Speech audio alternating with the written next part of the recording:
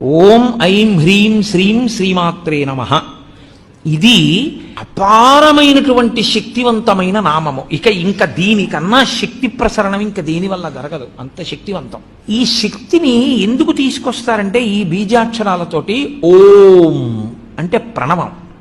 ప్రణవము మహత్వాన్ని చెప్తుంది. అసలు ఈ బ్రహ్మాండంలో నిర్గుణమైనటువంటి పరబ్రహ్మము నాదరూపంగా రావడం దగ్గర నుంచి ప్రణవం చెప్తుంది. అందుకని మహత్వశక్తికి అంతటికీ కూడా ఓంకారము ప్రతినిధి. అలాగే ఐం ఇది కవిత్వ శక్తికి ప్రతినిధి.